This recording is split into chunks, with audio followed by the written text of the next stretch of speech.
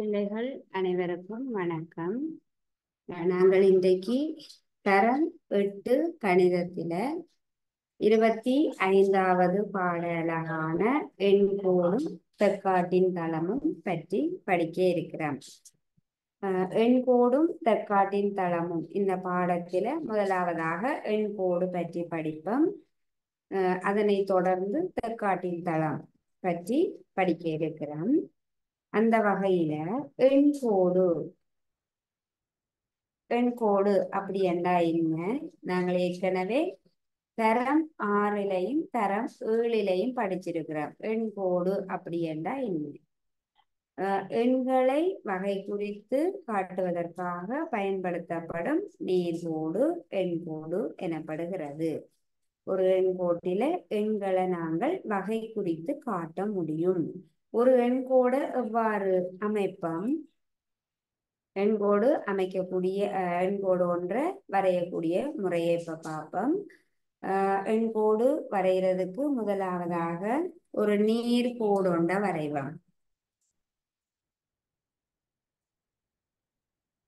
நேர்கோடு ஒன்றை வரைஞ்சிட்டு நேர்கோட்டுல சமனான இடைவெளிகள்ல புள்ளிகளை குறிப்போம். நேர்கோட்டின் மீது சமனான இடைவெளிகளில் புள்ளிகளை குறிப்போம்.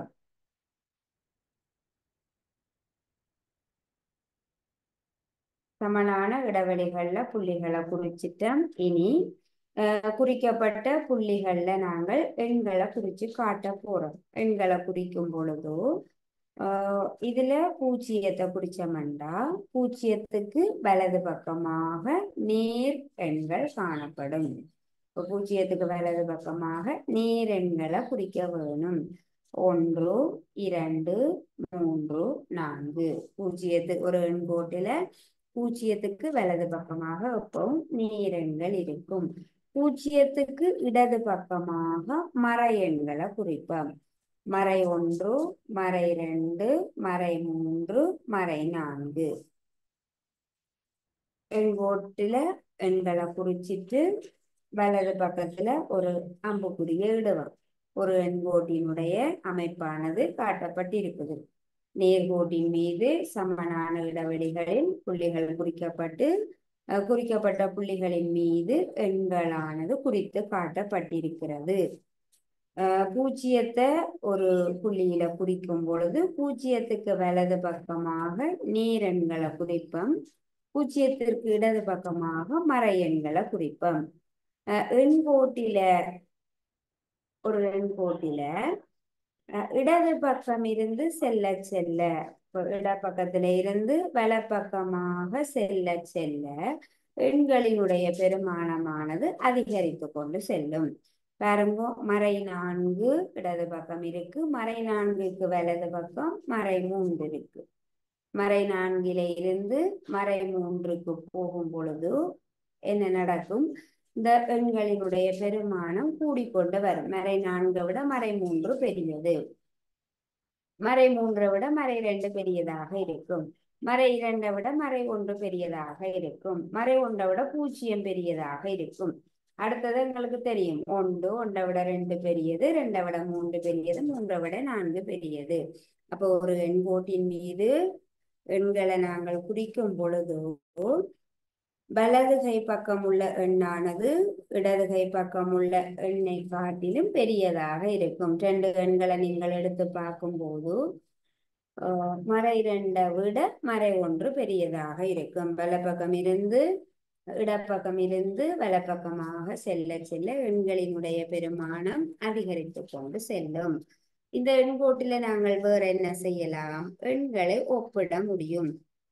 நாங்கள் இருக்கக்கூடிய இந்த எண்கோட்டில குறிச்சிருக்கக்கூடிய எண்கள்ல பெரிய எண், இதுல குறிக்கப்பட்ட எண்களிலேயே பெரிய எண், பெரிய முழு எண் என்னவாக இருக்கும்?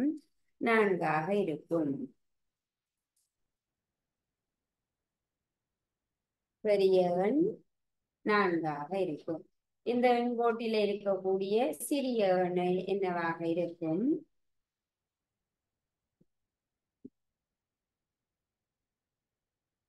சிறிய எண் மறை 4ஆக இருக்கும். பாருங்கோ, இடப்பக்கம் இருந்து போக போக பெருமானம் அதிகரித்து கொண்டு போகும்.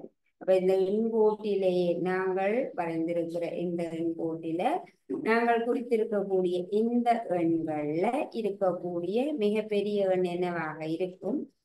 நான்காக இருக்கும். நீர் நான்காக இருக்கும். இந்த வலது பக்கமா கடைசியில இருக்கின்ற எண் வலப்பக்கம் வலப்பக்கமாக இறுதியில் இருக்கக்கூடிய இந்த 4 பெரிய எண்ணாக இருக்கும். இந்த எண்கோட்டிலேயே சிறிய எண் என்னவாக இருக்கும்? மறை நான்காக இருக்கும். இடது பக்கமாக இறுதியில் இருக்கக்கூடிய எண் தான் சிறிய எண்ணாக இருக்கும். அப்ப இவ்வாறு ஒரு எண்கோட்டில நாங்கள் பெரிய எண் சிறிய எண்ணை சொல்ல முடியும். அடுத்ததாக எண்களை ஒப்பிடவும் முடியும். மறை நான்கையும் மறை மூன்றையும் ஒப்பிடலாம். மறை நான்கை விட மறை மூன்று பெரியது. மறை நான்கை விட பூஜ்ஜியம் பெரியதாக இருக்கும். மறை நான்கு இடது பக்கமாக இருக்கு. மறை நான்குக்கு வலது பக்கமாக தான் பூஜ்ஜியம். மறை நான்குக்கு வலது பக்கமாக இருக்கக்கூடிய எல்லா எண்களும் மறை நான்கை விட பெரியதாக இருக்கும். நாங்கள் எண்கோட்டை பயன்படுத்தி பெரிய எண் சிறிய எண்ணை சொல்லலாம். ஏதாவது 2 எண்களை நாங்கள் ஒப்பிட முடியும். மறை நான்கையும் நீர் ஒன்றையும் ஒப்பிடுவோம். மறை நான்கையும் நீர் ஒன்று. மறை நான்கை விட நீர் ஒன்று பெரியதாக இருக்கும். இவ்வாறு ஒப்பிட முடியும். மறை நான்கை விட ஒன்று பெரியது. மறை நான்கு இதனோட வாசிப்போம். மறை நான்கு சிறிது ஒன்று. மறை நான்கு சிறியதாக இருக்கும் ஒன்றை விட. மறை நான்கை விட ஒன்று பெரியதாக இருக்கும். அதே போல மறை ஒன்றை விட மறை ஒன்றையும் மூன்றையும் நாங்கள் ஒப்பிடலாம். மறை ஒன்றையும் மூன்றையும் ஒப்பிடுவோம். மறை ஒன்றை விட மூன்று எப்படி இருக்கும்? பெரியதாக இருக்கும். மறை ஒன்று சிறிது மூன்றிலும். மறை ஒன்றானது சிறியதாக இருக்கும் மூன்றை விட. இவ்வாறு எண்களை வகை குறிக்கலாம். ஒரு எண்கோட்டில எண்கள் அந்த குறிக்கப்பட்ட எண்கள்ல எது பெரிய எண் எது சிறிய எண் என்று சொல்ல முடியும். அடுத்ததாக எண்களை ஒப்பிட முடியும். ஏதாவது 2 இந்த எண்கோட்டில குறிக்கப்பட்ட ஏதாவது 2 எண்களை நாங்கள் ஒப்பிட்டு பார்க்க முடியும். நாங்கள் எடுத்திருக்கக்கூடிய 2 எண்கள்ல எந்த எண் பெரியதாக இருக்கும் எந்த எண் சிறியதாக இருக்கும் என்று நாங்கள் ஒப்பிட்டு பார்த்து கொள்ள முடியும். ஆகவே இவ்வாறு எண்கோட்டை பற்றி நாங்கள் தரம் 6லையும் தரம் 7லையும் படிச்சிருக்கிறோம். இப்ப நாங்கள் இந்த எண்கோடு தொடர்பான ஒரு கேள்வி ஒன்று செய்வோம்.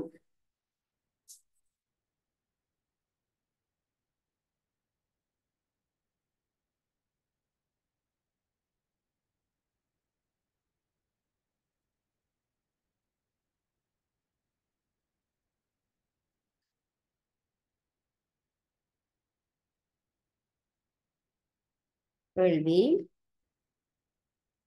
மறை இரண்டிற்கும்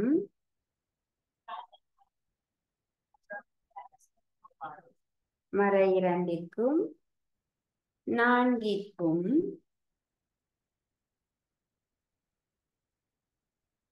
இடையில் உள்ள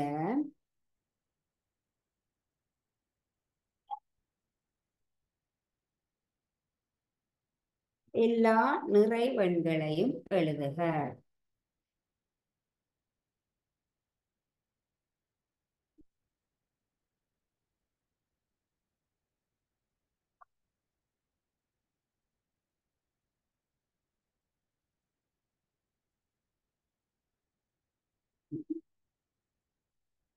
மறை இரண்டிற்கும் நான்கிற்கும் இடையில் உள்ள எல்லா நிறைவெண்களையும் எழுதுக. முதலாவது கேள்வி. இரண்டாவது, இவ்வெண்களை எண் கோடொன்றின் மீது குறிக்க. இவ்வெண்களை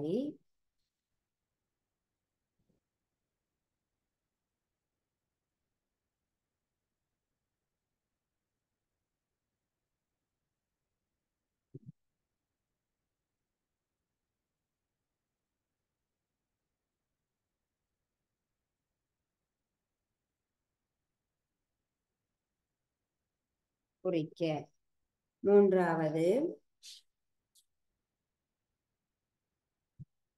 குறிக்கப்பட்ட எண்களில் பெரிய நிறைவன் சிறிய நிறைவன் ஆகிய இரண்டையும் எழுதுக. நாங்கள் குறிச்சிருக்கக்கூடிய எண்களில் பெரிய நிறைவன்,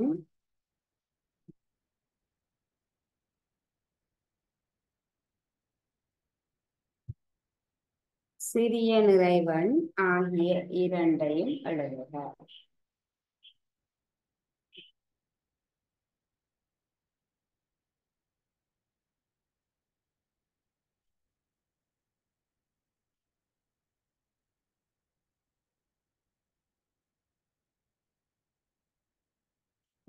மறை இரண்டிற்கும் நான்கிற்கும் இடையில் உள்ள எல்லா நிறைவன்களையும் எழுதுக.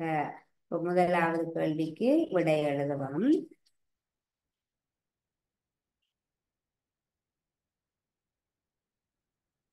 மறை இரண்டிற்கும் நான்கிற்கும் இடையில் உள்ள எல்லா நிறைவன்களையும் எழுதுவோம். மறை இரண்டிற்கு அடுத்த நிறைவன் என்ன?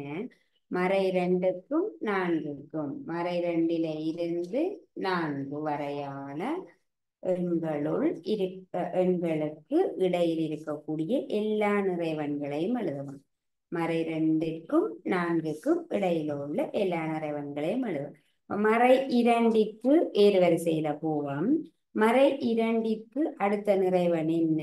மறை 1. மறை இரண்டுக்கும் நான்கிற்கும் இடையில் உள்ள, ஆகவே மறை 2ம் 4ம் வராது. அடுத்த எண்ணிலிருந்து எழுதுவோம். மறை இரண்டிற்கு அடுத்த நிறைவன் மறை 1. மறை 1க்கு அடுத்த நிறைவன் என்ன? 0. 0த்துக்கு அடுத்த நிறைவன் 1. 1க்கு அடுத்த நிறைவன் 2. 2க்கு அடுத்த நிறைவன் 3. 3க்கு அடுத்ததாக 4.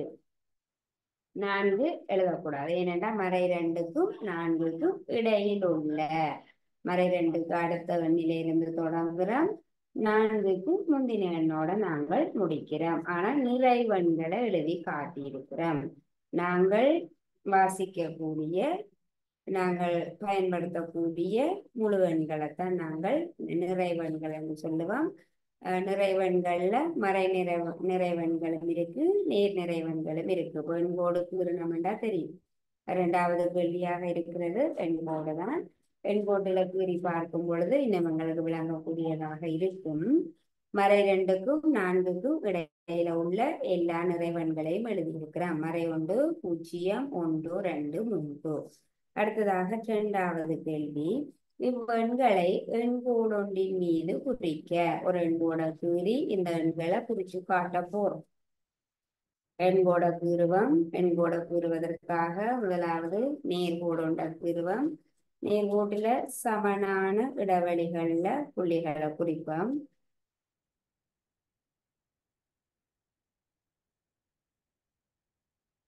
சமனான இடைவெளிகளில் புள்ளிகளை குறிச்சிட்டு இந்த எண்களை குறிப்பதற்காக இதற்கு ஏற்ற மாதிரி நாங்கள் எண்கோட்டு அமைப்போம். ஆகவே மறை 2லிருந்து தொடங்குவோம்.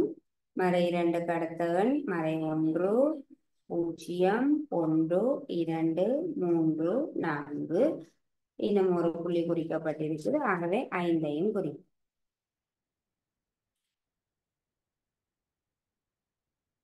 மறை 2லிருந்து 5 வரையான புள்ளிகளை நாங்கள் குறிச்சிருக்கிறோம். இந்த எண்கோட்டின் மீது இவ்வெண்களை குறித்து காட்டுக. இவ்வெண்கள் என்றால் முதலாவது கேள்வியில நாங்கள் எழுதியிருக்கக்கூடிய எண்கள். மறை 2ற்கும் 4ற்கும் இடையில உள்ள எல்லா நிறைவன்களையும் எண்கோட்டின் மீது குறித்து காட்டுவோம். பாருங்கோ, மறை 2ற்கும் 4ற்கும் இடையிலண்டா மறை 2 தான் இருக்கு, மறை 2 இங்க இருக்கு, 4 இந்த இருக்கு. முதலாவது கேள்வி பாருங்க, மறை 2ற்கும் 4ற்கும் இடையில் உள்ள எல்லா நிறைவன்கள் நாங்கள் குறிப்போம். இது மறை 1. இந்த புள்ளி குறிக்கக்கூடிய எண் மறை 1. இது 0 1 2 3. மறை 2ற்கும் 4ற்கும் இடையிலுள்ள எண்களை, இடையிலுள்ள எல்லா நிறைவெண்களையும் நாங்கள் எண்கோட்டில குறிச்சு காட்டியிருக்கிறோம். எண்கோடு வரைந்து எண்களை குறிக்கும் போது நாங்கள் நிறைவெண்களை இலகுவாக குறிக்கக்கூடியதாக இருக்கும். எண்கோட்டில நாங்கள் குறிக்கக்கூடிய எல்லா எண்களுமே இப்ப நாங்கள் இப்போதைக்கு தசம எண்களையும் பின்னங்களையும் குறிக்கல. எண்கோட்டின் மீது நாங்கள் இப்ப குறித்திருக்கக்கூடிய எல்லா எண்களுமே நிறைவெண்கள் தான், முழு எண்கள். இந்த முழு எண்களானது பின்னமாகவோ தசமமாகவோ இருக்காது, முழு எண்களாக இருக்கும். இவற்றைத்தான் நாங்கள் முழு எண்கள் அல்லது நிறைவெண்கள் என்கிறோம். மறை 2க்கும் 4க்கும் இடையில் உள்ள எல்லா நிறைவெண்களையும் குறித்து காட்டியிருக்கிறேன். இரண்டாவது கேள்விக்கு எண்கோட்டை கீறி விடை எழுதி இருக்கிறான். இந்த எண்களை எண்கோடொன்றின் மீது குறித்து காட்டுக. எண்கோடை வரைந்து இந்த எண்களை எண்கோட்டின் மீது குறித்து காட்டியிருக்கிறோம். மறை 1 0 1 2 3. அடுத்ததாக மூன்றாவது கேள்வி, நாங்கள் குறித்திருக்கக்கூடிய இந்த எண்கள்ல பெரிய நிறைவன் சிறிய நிறைவன் ஆகியவற்றை எழுதுக.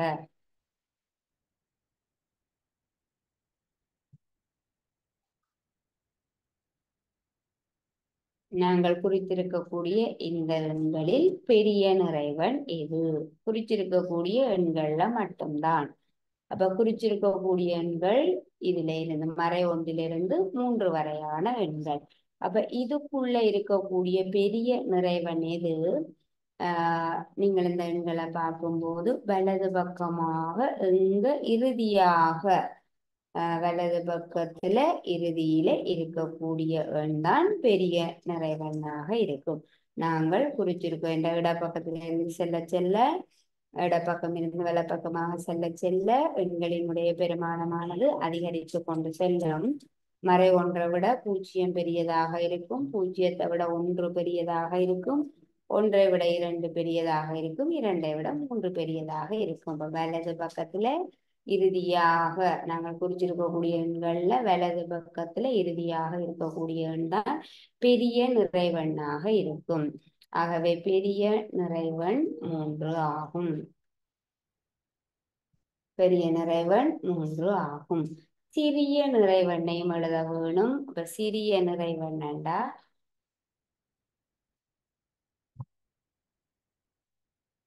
சிறிய நிறைவன் இடப்பக்கத்துல இறுதியாக, இடப்பக்கத்துல இந்த பக்கமா இடப்பக்கமா பார்க்கும்போது கடைசியாக இருக்கும். இடப்பக்கம் தொடங்கக்கூடிய இடத்துல இருக்கும். இடப்பக்கத்துல 0லிருந்து பார்க்கும்போது இடப்பக்கத்துல கடைசியாக இருக்கக்கூடிய எண் தான் சிறிய எண்ணாக இருக்கும். வலது பக்க அங்கத்துல இறுதியாக, வலது பக்கத்துல இறுதியாக இருக்கக்கூடியவன் பெரிய நிறைவன். இடப்பக்கத்துல முதலாவதாக இடப்பக்கம் தொடங்கும் போது 0லிருந்து பார்க்கும்போது இடப்பக்கத்துல இறுதியில இருக்கக்கூடியவன் சிறிய நிறைவனாக இருக்கும். ஆகவே சிறிய நிறைவன் மறை 1 ஆகும். குறிச்சிருக்கக்கூடிய எண்கள்ல பெரிய நிறைவன் 3, சிறிய நிறைவன் மறை 1 ஆகும்.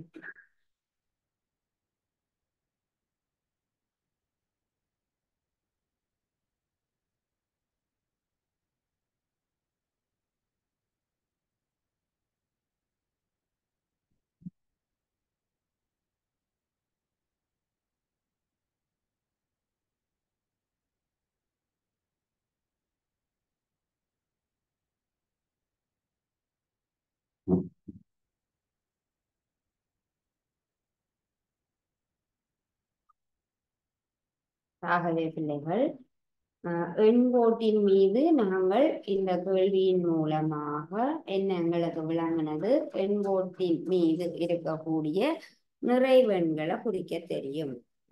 ஒரு எண்கோட்டின் மீது இருக்கக்கூடிய நிறைவெண்களை குறிக்க தெரியும். எண்கோடு சமனான இடைவெளிகளில் எண்களை குறிக்கும் போது மறை 3, மறை 2, மறை 1, 0, 1, 2, 3. இந்த எண்கோட்டில நாங்கள் நிறைவெண்களை மட்டும் குறித்து காட்டி இருக்கிறோம். மறை நிறைவெண்கள் இவ்வளவும் மறை நிறைவெண்கள். மறை அடையாளம் இடப்பட்ட எண்கள் மறை நிறைவெண்கள். நேர் அடையாளம் இடப்பட்ட இந்த மூன்று எண்களும் நேர் நிறைவெண்கள். நேர் அடையாளம் இடப்பட்டிருக்காது. சில நேரங்கள்ல நாங்கள் நேர் அடையாளம் இடப்படாட்டியும் இந்த எண்களை நாங்கள் நேர் எண்கள் என்று சொல்லுவோம். இல்ல இப்போ 1 2 3க்கெல்லாம் எப்பவும் நாங்கள் நேர்குறி இட மாட்டோம். நேர்குறி இடாமல் இருந்தாலும் இந்த எண்கள் நேரெண்கள் ஆகும். மறை அடையாளமிடப்பட்ட எண்கள் மறை எண்கள். மறை நிறைவெண்கள். நேரடையாளம் இடப்பட்ட எண்கள் அல்லது நேரடையாளம் இடப்படாமல் சில நேரம் இப்படி அடையாளமே இடப்படாமல் இருக்கக்கூடிய எண்களும் நேரெண்கள் தான். அப்போ எண்கோட்டின் மீது மறை நிறைவெண்களை குறிக்க தெரியும், நேர் நிறைவெண்களை குறிக்க தெரியும், பூச்சியத்தையும் குறிக்க தெரியும். பூச்சியமானது நேர் நிறைவெண்ணும் இல்லை, மறை நிறைவெண்ணும் இல்லை. மறை நிறைவெண் என்றால் மறை அடையாளம் இடப்பட்டு இருக்கக்கூடிய எண்கள். நேர் நிறைவெண்கள் என்றால் நேரடையாளம் இடப்பட்டிருக்கும், சில நேரங்களில் நேர்குறி இடப்படாமலும் இருக்கக்கூடிய எண்கள் நேர் நிறைவெண்கள்.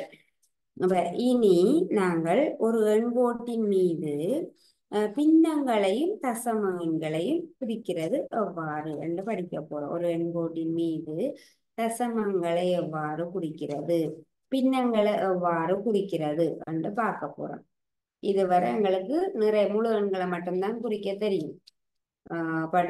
முழு எண்களை மட்டும் குறிக்கிறதுக்கு எங்களுக்கு தெரியும். இனி நாங்கள் படிக்க போறது ஒரு எண்கோட்டின் மீது தசமங்களை குறிக்கிறது எவ்வாறு என்று படிப்போம் முதலாவதாக.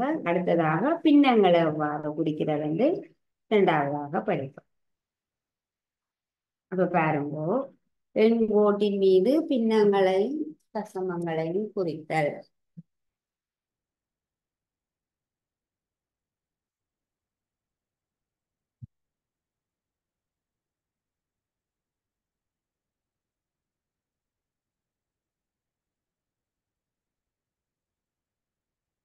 எண்கோட்டின் மீது பின்னங்களையும் தசமங்களையும் குறித்தல்.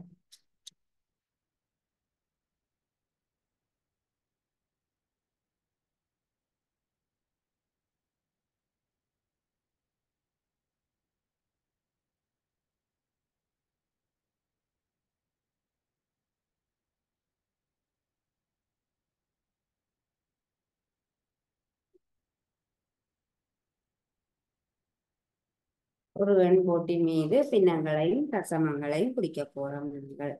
அப்ப இந்த நிறைவெண்கள் அல்லாத பின்னங்களையும் தசமங்களையும் எண்கோட்டின் மீதும் நாங்கள் குறித்து காட்ட முடியும். இந்த பின்னங்களும் தசமங்களும் ஒரு எண்கோட்டில எங்க அமைந்திருக்கும் அப்படின்னு பார்த்தனீங்கன்னா, ஒரு எண்கோட்டில்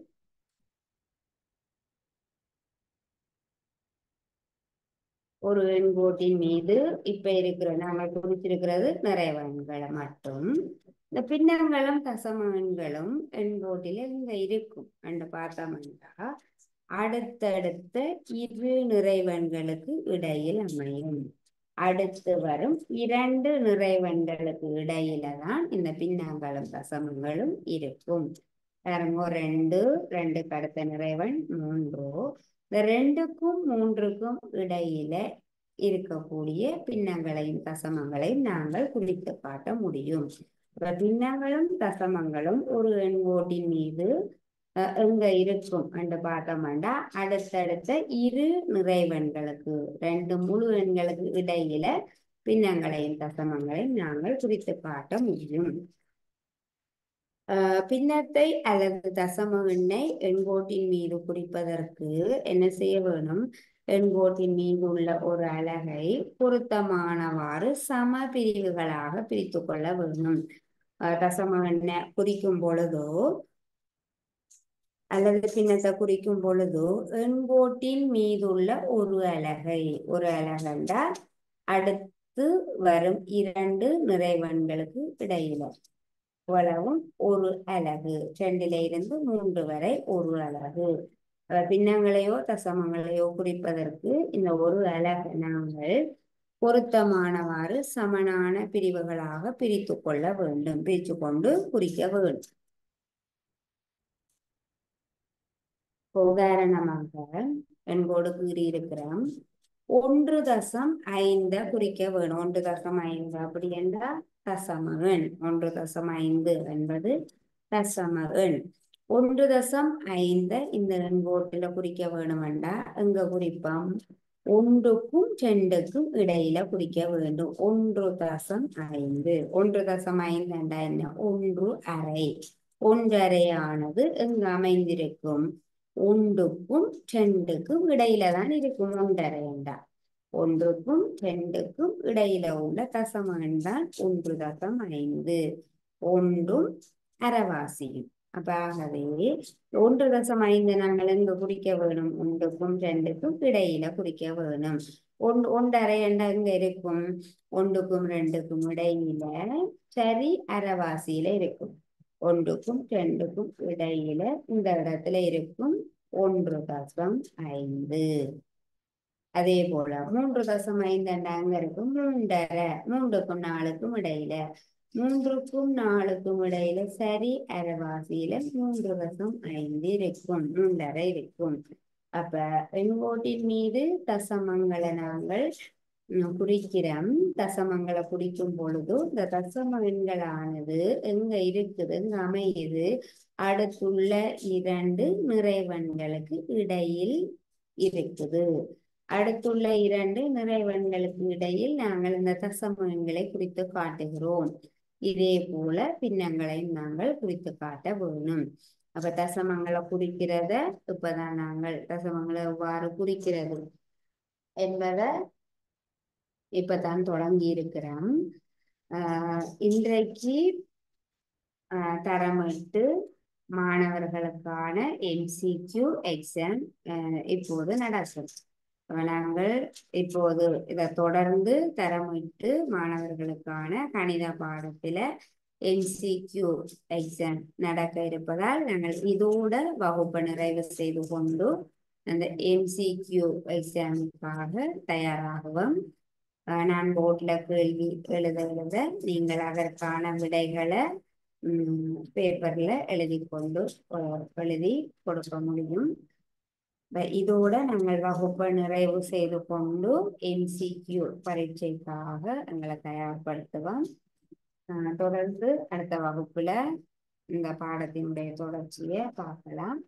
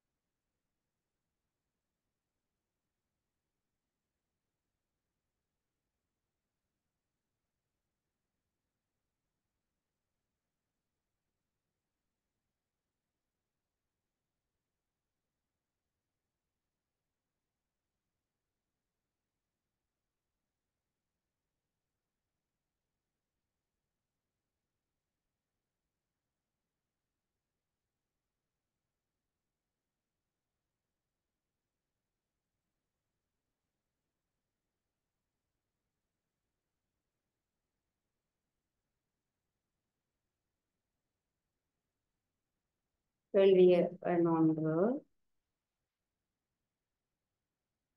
யாதேனும்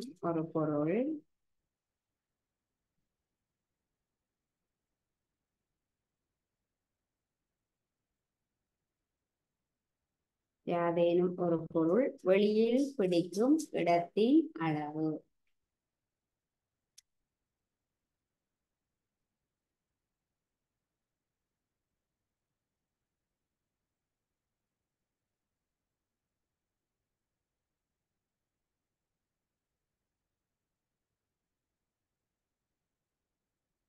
நான்கு விடைகள் தரப்படும். அதில் இருந்து பொருத்தமான விடையை நீங்கள் எடுத்து எழுத வேணும்.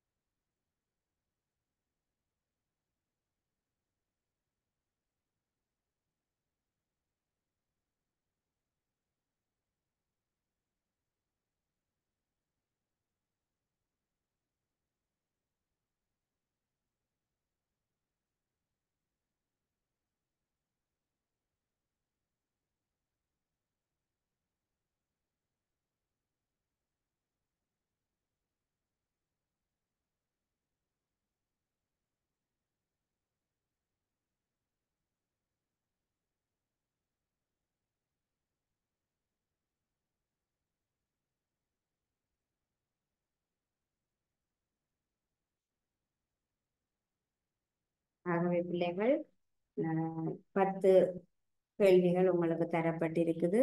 10 கேள்விகள்லையும் 10 கேள்விகளுக்கும் தந்திருக்கக்கூடிய விடைகள்ல பொருத்தமான விடையை எழுதி அஹ், நீங்கள் இந்த எக்ஸாம் நிறைவு செய்ய முடியும். இப்ப இதோட நாங்கள் இந்தியான் வகுப்பை நிறைவு செய்து கொள்ளுவோம். மீண்டும் அடுத்த வகுப்புல சந்திப்போம். தேங்க்யூ பிள்ளைகள்.